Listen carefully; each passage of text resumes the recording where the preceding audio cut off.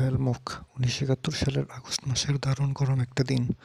হঠাৎই কর্ডোভার বেলমিজ গ্রামের এক কৃষকের বাড়িতে খুব শোরগোল শোনা গেল। এই এলাকাটা পড়েছে স্পেনের আন্দালুসিয়া প্রদেশে।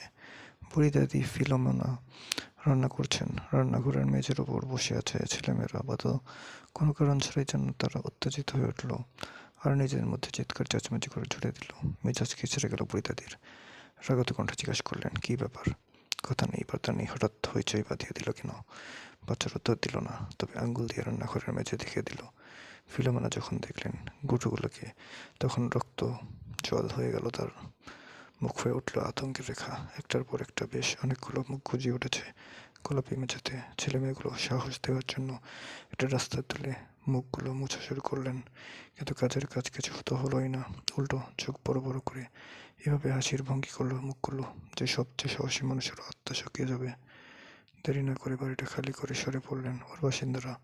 আগুনের মতো ছড়িয়ে পড়ল খবরটা।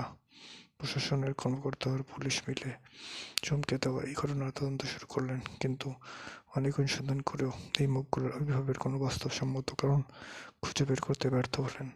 অতএব বাড়ির মালিককে নতুন একটা মেঝে বানানোর পরামর্শ দিলেন তারা। পুরো মেঝে খুব কনক্রিটের ঢালাই দিয়ে তারপর নতুন মেঝে বানানো হলো। এবার রেহাই মিলবে অদ্ভুত এই মুখের কবল থেকে, এইভাবে নিশ্চিত হলেন সবাই। কয়েকটা দিন শান্তিতেই কাটলো। তারপর একের পর এক নতুন সব চেহারা ভেসে উঠল নতুন মেঝেতে। আবার ডাক পড়ল নতুন কর্মকর্তাদের। এবার গোটা এলাকাটা গভীর করে ঘুরে ফেলার নির্দেশ দিলেন তারা। এবার কিন্তু বেশ কিছু সমাধি পাওয়া গেল। এখানকার মাটির নিচে ধরে নেওয়া হলো মধ্যযুগে একটা গোরস্থান ছিল জায়গাটা। আবারও নতুন একটা মেঝে বানানো হলো। পুরনো ঘটনার পুনরাবৃত্তি ঘটিয়ে নতুন নতুন মুখ আবির্ভাব হতে লাগলো মেঝেতে। এখন এমনকি মানুষগুলো পুরুষ না মহিলারা এটাও বোঝা যাচ্ছে। বাড়িটাতে সাধারণ মানুষদের প্রবেশ নিষিদ্ধ করে অদ্ভুত এই ঘটনার রহস্য ধরে জোর তদন্ত শুরু হলো। আধুনিক, এমনকি মৃতদের শব্দ রেকর্ড করার মতো অত্যাধুনিক আর স্পর্শকাতর সব যন্ত্রপাতি পাতা হলো। ফলাফল পেতেও দেরি হলো না। গোটা এলাকাটাতে অবাক করে কণ্ঠ, কোঙ্কানি আর অপরিচিত ভাষায় কথা রেকর্ড করা হলো। এবারে এসব অতৃপ্ত আত্মার শান্তির জন্য প্রার্থনার ব্যবস্থা করলেন গ্রামবাসীরা।